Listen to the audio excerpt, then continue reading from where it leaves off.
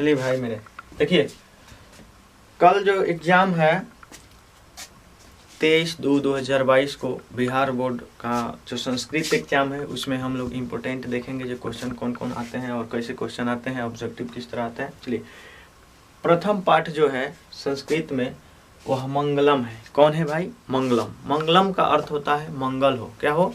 मंगल हो। चलिए इसमें जो है भाई मेरे 5 गो श्लोक है। 5 गो क्या है? श्लोक है।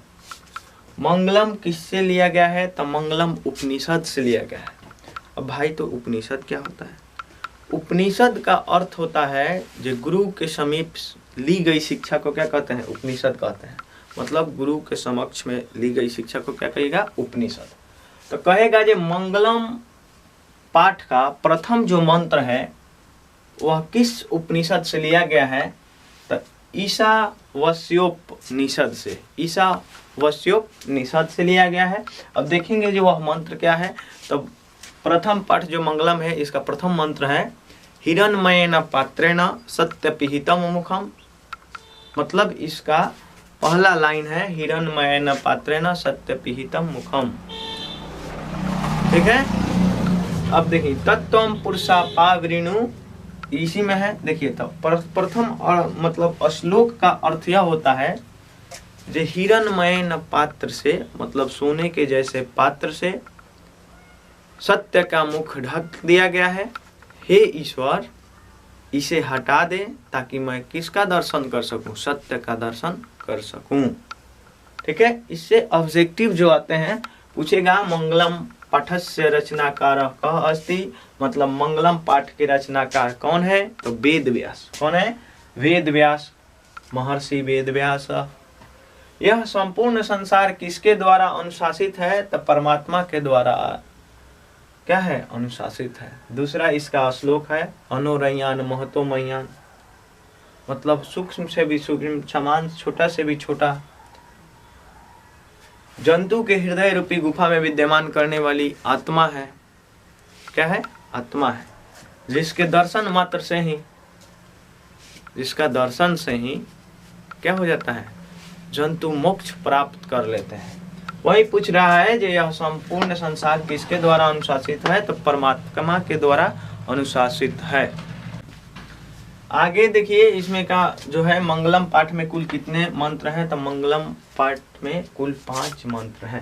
एग्जाम के व्यू से हम लोग जल्दी तेजी से कर रहे हैं। इसके आगे हम लोग हर एक चैप्टर वाइज चैप्टर और हर एक अर्थ के साथ क्वेश्चन आंसर के साथ बुक मिलेगा। आप लोग हमारे चैनल पे बने रहिए। चैनल को सब्सक्राइब करिए, लाइक करिए, ठीक है, कमेंट करिए। आपको ज़्यादा से ज़्यादा बेहतर से बेहतर दिया जाएगा। कहा जाता है कि हरदम बेहतर की तलाश होनी चाहिए। अगर मिल जाए नदी तो समंदर की तलाश होनी चाहिए। अक्सर फूट जाते हैं शीशे पत्थर की चोट से, लेकिन फूट जाए पत्थर ऐसे शीशे की तलाश होना चाहिए। ऐसे हम कोशिश करेंगे जो आप लोग को बेहतर से बेहतर दिया जाए। आप लोग हमारे चैनल के साथ बने रहिए और हम बहुत इसके लिए मेहनत करेंगे। आप भी लोगों को मेहनत करना जरूरी है, या मेहनत करना पड़ेगा। चलिए आगे इसके ऑब्जेक्टिव क्वेश्चन देखते हैं और भी। चलिए 5 नंबर जो क्वेश्चन है जंतु गुहायाम कः निहितः। मतलब जंतु के हृदय रूपी गुफा में कौन निहित रहता है, कौन विद्यमान रहता है? तो जंतु के हृदय रूपी गुफा में भाई मेरे आत्मा क्या रहता है? विद्यमान रहता है, आत्मा निहित रहता है। सत्य का मुख किस पात्र से ढका हुआ है? तो सत्य का मुख किस पात्र से? हिरण्मयेन पात्र से, यानी सोने के जैसा पात्र से ढका हुआ है। महतो मह्यान का मतलब महतो मह्यान, महान से भी महान कौन है? आत्मा है। महान से भी महान कौन है? आत्मा है। छोटे से भी छोटा और बड़े से भी बड़ा कौन है? आत्मा है। छोटा से भी छोटा और बड़े से भी बड़ा कौन है? आत्मा। ले नदियाँ समुद्र में कैसे मिलती है भाई मेरे? तो नदियाँ समुद्र में क्या होती है? नाम और अपने रूप को छोड़ करके और समुद्र में क्या हो जाती है? विलीन हो जाती है। अनुरयान महतो मह्यान मंत्र किस उपनिषद से लिया गया है, चाहे किस उपनिषद से संग्रहित है? तो आप जानिएगा सर कंठोपनिषद से। किससे? कंठोपनिषद से। कंठोपनिषद से। नदियाँ समुद्र में कैसे मिल जाती है, तो नाम और रूप को अपने त्याग कर नदियाँ समुद्र में मिल जाती है। उसी प्रकार विद्वान लोग क्या करते हैं, जो अपने नाम और रूप को छोड़कर उस परमात्मा में क्या हो जाते हैं, विलीन हो जाते हैं, और उसके बाद उनको क्या होती है, मोक्ष की प्राप्ति हो जाती है। प्रथम पाठ से हम लोग इतना ऑब्जेक्टिव देखे, और द्वितीय पाठ चलिए इसके आगे जो पाठ है देखते हैं। चलिए आगे जो 2 नंबर पाठ है वह पाटलिपुत्र वैभवम, यानी पाटलिपुत्र का वैभव। तो पाटलिपुत्र भाई मेरे बिहार राज्य की क्या है, राजधानी है। बिहार राज्य की क्या है, राजधानी है। इसी का नाम अब नाम बदल कर क्या कर दिया गया है, पटना रख दिया है। इसी का नाम क्या हो गया है, पटना। पहले इसका नाम पुरुषपुर, कुसुमपुर, पटना सबका, ठीक है, पाटलिपुत्र उसी का नाम है, ठीक है। तो इसमें हम लोग को पढ़ना है पाटलिपुत्र के वैभव के बारे में। तो एक्चुअली पटना पूछेगा जो किस नदी के किनारे है, तो पटना जो है, पटना गंगा नदी के किनारे है। किस नदी के किनारे है, गंगा नदी के किनारे। गंगा नदी के उत्तर दिशा में, गंगा नदी के उत्तर दिशा में पाटलिपुत्र किस राज्य की राजधानी है, बिहार की राजधानी। अब देखिए यहाँ पे पाटलिपुत्र में सिख धर्म के 10वें गुरु गोविंद सिंह का जन्म हुआ है।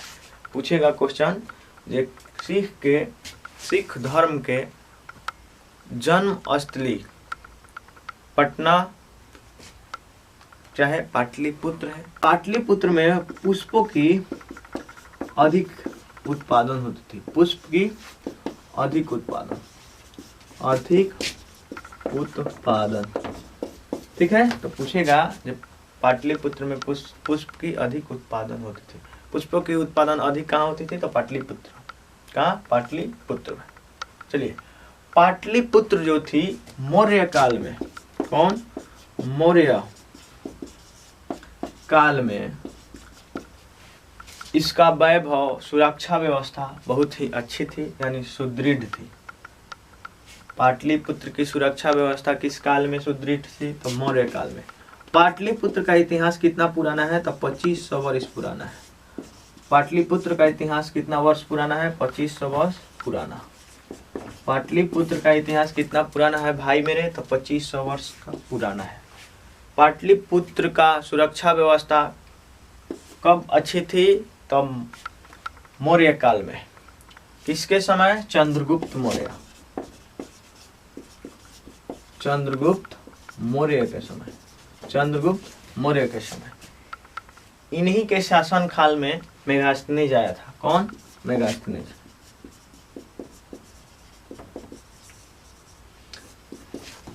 किसके शासन काल में मेगास्थनीज आया था, तो चंद्रगुप्त के मौर्य शासन काल में क्या आया था, मेगास्थनीज आया था, ठीक है। इससे जो हमारा ऑब्जेक्टिव क्वेश्चन बनते हैं इसी के इर्द गिर्द पूछेगा, ठीक है। चलिए राजशेखर की रचना पूछेगा, जो राजशेखर की रचना है क्या है, तो काव्य मीमांसा। राजशेखर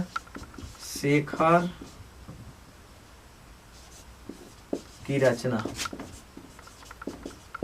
काव्य मीमांसा, काव्य मीमांसा।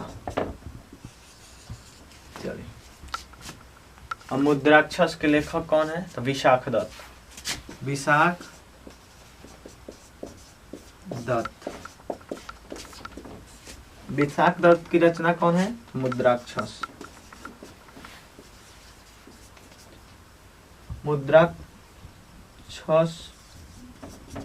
मुद्राक्षस किसने लिखा है, विशाख दत्त। काव्य मीमांसा किसने लिखा है, राजशेखर।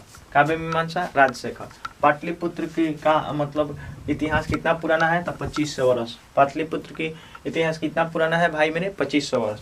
मौर्य काल में चंद्रगुप्त मौर्य के समय कौन आया था, तो मेगास्थनीज आया था। पाटलिपुत्र की वैभव बहुत अच्छी और सुरक्षा व्यवस्था कब अच्छी थी, तो चंद्रगुप्त मौर्य के समय, यानी मौर्य काल के समय। चंद्रगुप्त किस वंश के थे, तो मौर्य वंश के थे। पुष्पों की अधिक उत्पादन कहाँ होती थी, पुष्पों की अधिक उत्पादन पाटलिपुत्र में होती थी। पाटलिपुत्र जो थी कहाँ, किस नदी के किनारे है, तो पाटलिपुत्र गंगा नदी के किनारे है। पाटलिपुत्र किस राज्य की राजधानी है, पाटलिपुत्र बिहार की राजधानी है। पाटलिपुत्र किस राजधानी के, बिहार के। कहेगा गोल गृहम कहाँ स्थित है, तो गोल गृहम पटना में स्थित है। गोल गृहम कहाँ स्थित है, तो पाटलिपुत्र यानी पटना में स्थित है। गोल गृहम कहाँ स्थित है, तो पाटलिपुत्र में।